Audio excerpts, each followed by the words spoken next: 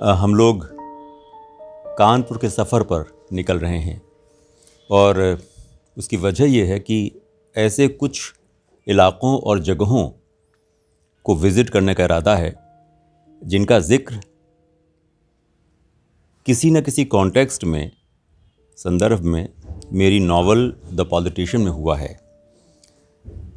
उन जगहों का ताल्लुक़ मेरे बचपन से है और तालीम व तरबियत के दौरान बहुत ही पहले शुरू में वो जगहें बहुत मानूस, बहुत ही जानी पहचानी, परिचित होती थी, एक अपनापन होता था उनसे।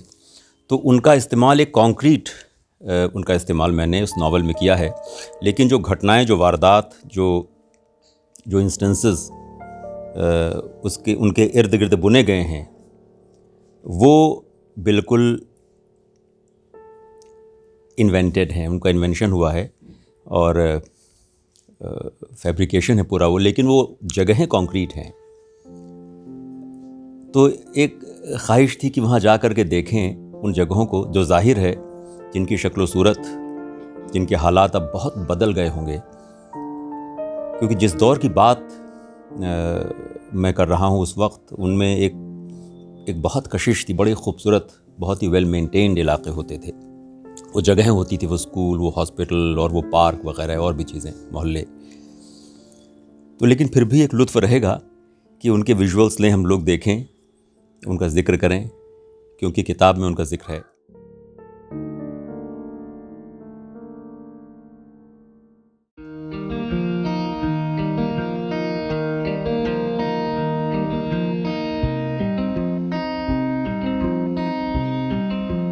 जो नावल है मेरी, उसका जो किरदार है दीना, और दीना की ही कहानी है, दीना के फादर की कहानी है जो उसका दोस्त कार्तिक नरेट कर रहा है, बता रहा है।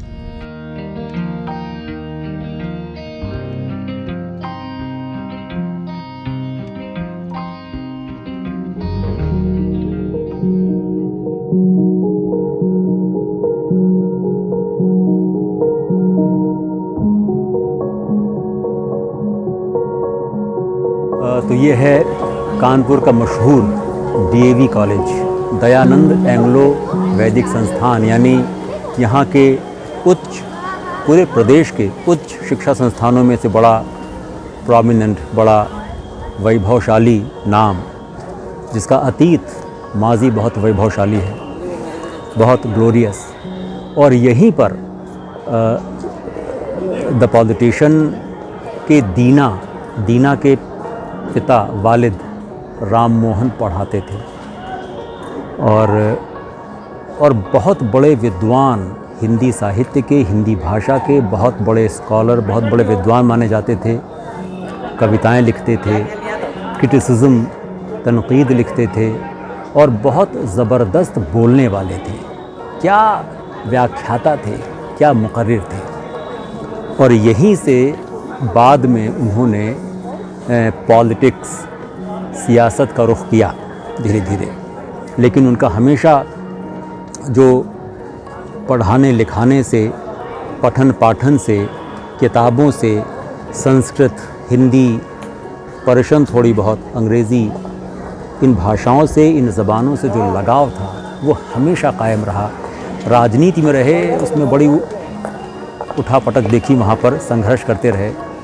तो मैं ख़ास तौर पे यहाँ पे आया हूँ अपने साथी देव के साथ। यहाँ के कुछ दृश्य, कुछ मंज़र हम लोग रिकॉर्ड कर लें, कुछ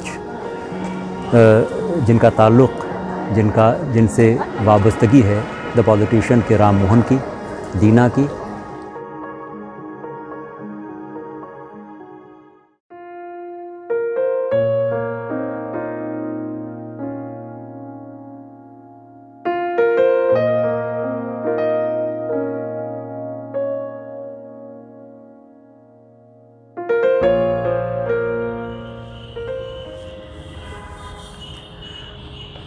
तो ये है मैक्रॉबर्ट हॉस्पिटल, जिसके ठीक सामने रोड के उस तरफ हम लोगों का घर होता था। और क्या खूबसूरत अस्पताल था, ऐसा कि अस्पतालों के का जो जहन में एक तसव्वुर होता है, इमेज होती है, उसमें कहीं फिट नहीं होता था। इतना खूबसूरत कि जैसे बहुत बड़ा कोई बंगला हो, और ये जो अब उजाड़ बन पड़ा हुआ है सारा, यहाँ पर सब्ज़ाज़ार होता था बहुत बड़ा, और ऐसी लैंडस्केपिंग थी उसमें, और ऐसी खूबसूरत घास, well cut, well maintained, manicured properly, और उसमें फ्लावर बेड्स बीच में होते थे, बीच में एक पॉन्ड होता था। अब देखिए क्या क्या ख़ज़ां आई है इसके ऊपर, क्या बदल गया माहौल, क्या बिल्डिंग खूबसूरत, और ख़ास तौर पर इस कलर में, इस रस्टिक टेराकोटा, इसमें उस शादाबी का ऐसा तालमेल, ऐसी हम आहंगी होती थी, ऐसा सामंजस्य कि जवाब नहीं।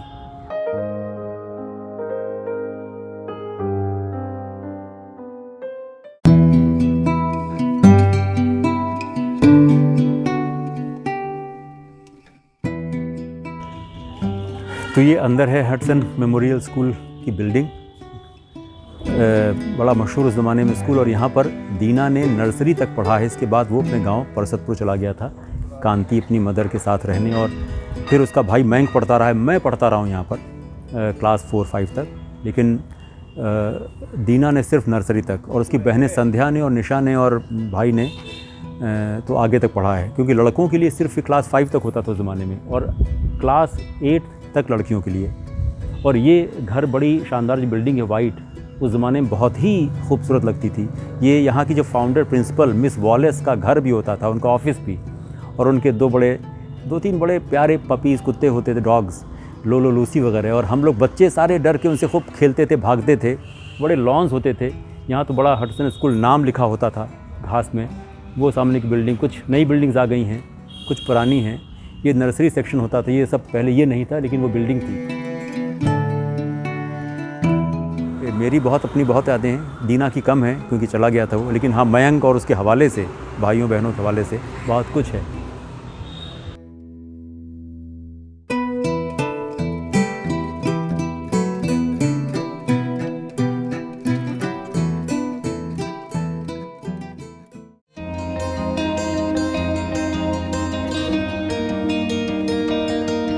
तो ये है कानपुर का मशहूर, उस ज़माने में बहुत कहें तो बेस्ट स्कूल होता था, मेथोडिस्ट हाई स्कूल, जिसका मीडियम ऑफ इंस्ट्रक्शन इंग्लिश, लेकिन इंग्लिश का सबसे बेहतरीन बहुत अच्छा स्कूल होता था ये। और यहाँ पर दीना के पड़ोसी और दोस्त अंजुम और उसकी बहन, यानी ज़हीर साहब के बच्चे अंजुम और उसकी बहन सबा पढ़ते थे, आते थे।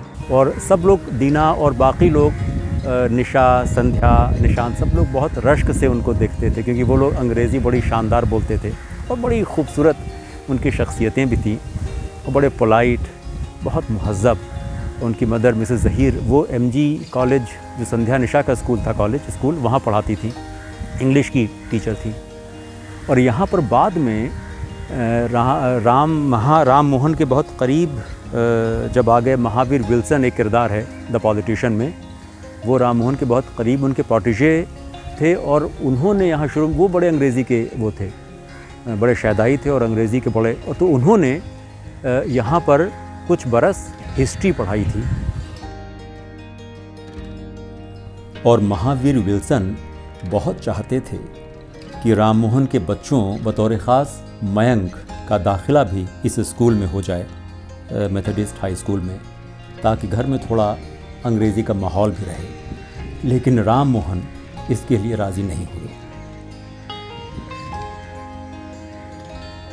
इसकी बिल्डिंग अब भी बहुत शानदार है, पहले तो बहुत ही खूबसूरत इसका सारा रख रखाव, हरापन, क्लीनलीनेस अभी भी है, लेकिन पहले बात कुछ और थी।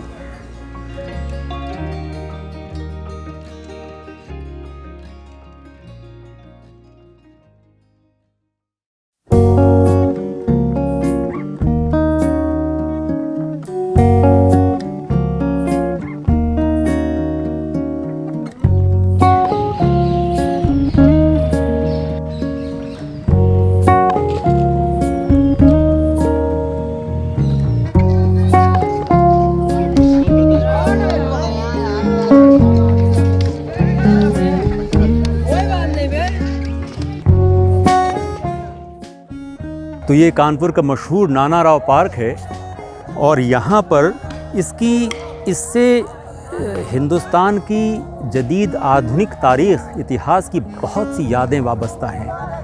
1857 की म्यूटिनी, जिसे हम लोग देश का प्रथम स्वतंत्रता संग्राम, स्वाधीनता संग्राम कहते हैं, उसका एक बहुत बड़ा केंद्र था ये। और यहाँ पर नाना साहब बिठूर के और उनके सेनानी सिपहसालार तात्या टोपी का पूरा यहाँ पर कंट्रोल था, नियंत्रण था। और उस ज़माने में जब म्यूटिनी हुई तो उसमें बहुत से अंग्रेज़ों के अफसर, बहुत बड़े बड़े, उनकी फैमिली, परिवार छुप गए कहीं पर।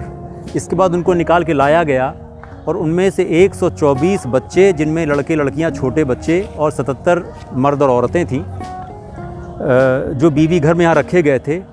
और जिनको जब उनको मारना था तो जब सेना के लोगों ने, सेनानियों ने मारने से इनकार कर दिया, पीछे हट गए, तो तात्या टोपी ने और उनके इन लोगों ने कसाईयों को बुलाया कानपुर के, और उन कसाईयों ने उन बच्चों बच्चियों को, 124 बच्चे बच्चियाँ, 77 उनके माँ बाप, उनको चाकुओं से काटा बहुत बेरहमी से।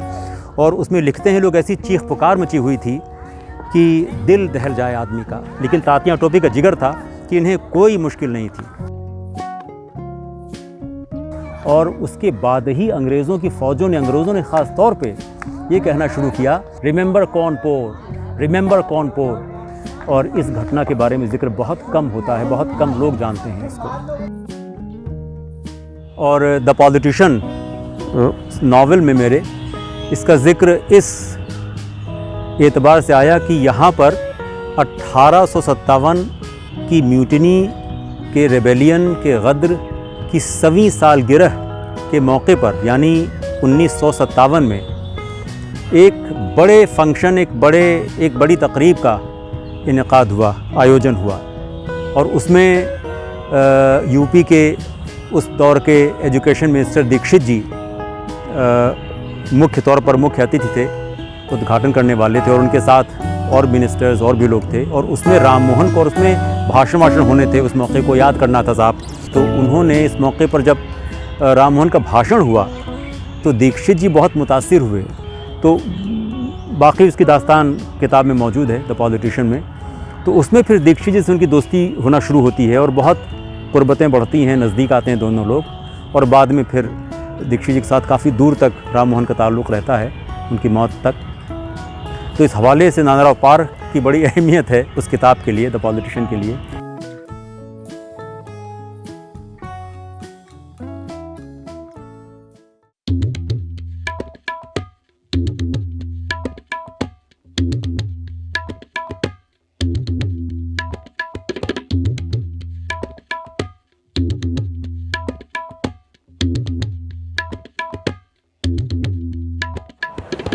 ये परमठ का इलाका है और यहाँ के ये मशहूर वैद्य जी, जिसकी स्थापना पंडित राम कृष्ण त्रिपाठी ने की थी, जो वैद्य जी अभी हैं उनके वो वालिद हुआ करते थे।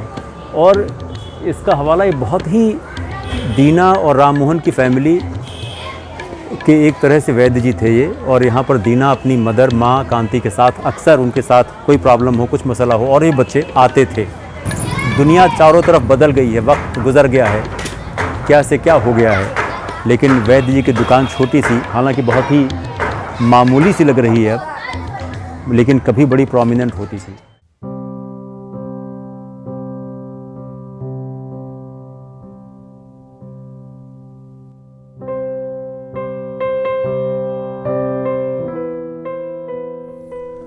तो यूं ख़त्म हुआ कानपुर का हमारा ये मुख्तसर सा सफ़र।